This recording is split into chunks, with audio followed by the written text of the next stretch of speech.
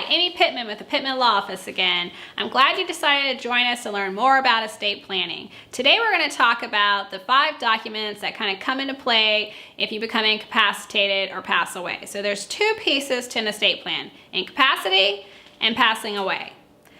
Last will and testament, what is that? A lot of clients think if they have a will, it avoids probate. That's not correct. A last will and testament is allowing you to provide instructions to the probate court to handle assets that are in your individual name when you pass away. So that means the asset is just in your name. It does not have another owner on it, and it does not have a beneficiary named. So any asset that's in a deceased person's name alone is going to go to probate. And the last will and testament will identify the beneficiaries that will receive that asset or assets if you've left a lot of assets into probate, as well as who's going to be your personal representative. A lot of people like calling that an executor. That's fine, but that personal representative is the person responsible to make sure that your assets are gathered and figured out which creditors that we need to pay, if any. So again, a last will and testament does not avoid probate. It provides instructions to the probate court for assets that are going to go into probate. And those assets are assets that have no beneficiaries, no other owner on the asset. Now, revocable living trusts. A lot of clients think they need revocable living trusts. They're very popular in retirement communities for one reason, because we have a lot of snowbirds. Clients coming down to Florida 6 months out of the year, staying here as their primary residence, but then going back up north during the summer when they think it's too hot here. So a revocable trust is a way to avoid probate. That is probably the most popular way that clients use to avoid probate. Well, how does that work? Well, you own your trust. So if you establish the trust with an attorney, you're called a grantor or a settlor. That person is the one who owns the assets that they're later going to title in the name of the trust, and that's called funding. So when you title your house or your bank account or your investments in the name of your trust, you are funding the trust. So we're putting everything in one bucket. The revocable trust can be revoked, which means you can decide at one point, I don't want it. So then you have to take the assets out of trust. You also can name the trust as a beneficiary of assets. As the owner of the trust, you maintain control. You can come in and change the beneficiaries of the trust. You can change the person in charge. Right now, while you're alive, you are usually what we call the trustee. So you're the person managing the assets that you title in the trust. When you become incapacitated or pass away, we're going to have what we call a successor trustee. That successor trustee, if you're incapacitated, manages those assets that you've titled in your trust for your benefit. So you are the beneficiary of the revocable trust. When you pass away, that successor trustee is the person who's going to gather up the trust assets, make sure your expenses are covered, and then make the distributions based on the terms of your trust, which again is where you're identifying who's receiving your trust assets. So a big piece with trust is funding the trust. We have to make sure that you're titling the assets that are supposed to go in a trust in your trust. So you have to make sure that your bank accounts, your investment accounts are titled in the trust if you want those assets to go into that bucket to pass to your beneficiaries. Again, a revocable trust is a tool to avoid probate. There are other reasons why we have clients creating a trust. Maybe their beneficiaries are minors. They're trying to provide for their grandchildren, and the grandchildren are under 21. Maybe their beneficiary is just really bad with money. Or maybe they don't like their child's spouse, so they're trying to control that asset so that the spouses don't have access to that. Maybe their beneficiary is on governmental assistance, so we don't want that person receiving a penalty for receiving an inheritance from us. So there may be a lot of reasons why people create a trust. It's not always the right fit for everyone. So if you really are interested in creating a trust, make sure you see an estate planning attorney to make sure that you're doing the right plan for you and your family and your situation.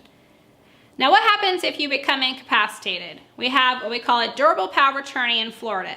And a durable power of attorney in Florida is effective immediately. So as soon as you sign that power of attorney, you are allowing someone to make decisions for you.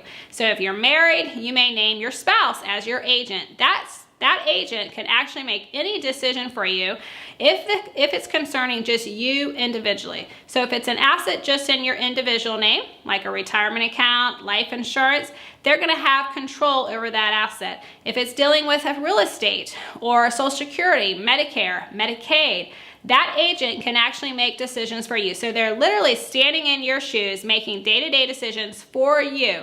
Now, it is effective immediately. However, most of the time, people are only putting them in play when you're unable to act for yourself. So usually you are incapacitated. Most of the time, people are getting a doctor's statement saying that the person can't act in order for them to step in. But we always are very careful on when you, the client, releases that physical document to the person named, especially if it's not your spouse. We always encourage you to name someone as your agent under your power of attorney that you can trust, because this is the person who's handling your day-to-day finances, your assets, your expenses when no one's really watching. So be very careful on who you name. Make sure they can handle finances, make sure they can be trusted, and handle things in a timely manner. The other document that we talk about when you're incapacitated is a designation of healthcare surrogates. Now, other states may call that a healthcare power of attorney, but it's the same thing. It's you naming someone to make medical decisions for you. That could mean an end-of-life decision, so we're not going to give you a feeding tube. It could mean placement, so we're going to move you out of Florida and move you back up north to be near your family. It could mean just making a decision on medication or changing doctors. So you really want to make sure that you put the right person, the right personality in the position as healthcare surrogate, someone that's going to be your advocate with the medical providers to make sure that they are doing what you want as far as end of life, as well as just simple temporary medical decisions. We always stress with our clients, communicate. Communicate with your family, your children, your loved ones, and what you want as far as end of life, as well as how you define quality of life. Now, the other thing that we talk about when you're incapacitated, and a lot of people talk about it as if it's common, is a living will. Some states call it an advance directive.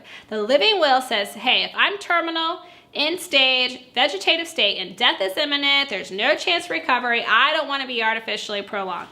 The living will is usually a one-pager. It's something that the hospitals always ask for if you go in for any procedure. A lot of doctors just ask if you have a living will because they typically know what it says. We try to tell clients not to rely on living wills. It does not cover every end-of-life decision. But if your family knows that you have a living will, a lot of times if you fit within the parameters of the living will, it will make it a little easier for your family to make that end-of-life decision. Again, communicate with your family, your loved ones, on what you want as far as end-of-life. And just remember, Florida is not the right to assisted suicide, so we need to make sure our family members know what we want and how far to go to keep us alive if we start having health issues at the end of our life. Now, HIPAA authorization. HIPAA, Health Insurance Portability Accountability Act. We're all a little bit familiar with that. We're given codes when we're in the hospital, but the authorization to release medical information is basically just saying who can talk to your medical providers. Those medical providers have to have permission to release your information to these named individuals. So, for example, in my family, my parents have 7 kids. They name all 7 kids on their authorization to release medical. So that means if they're in the hospital or in rehab, any one of their children can call that medical provider and get information. It's not providing them with the decision to make medical decision. It's just providing them with the information that's going on regarding your health. So again, that's the estate planning documents. Real quick, if you want more information, please feel free to give us a call at 352-399-6944, and we look forward to meeting you soon.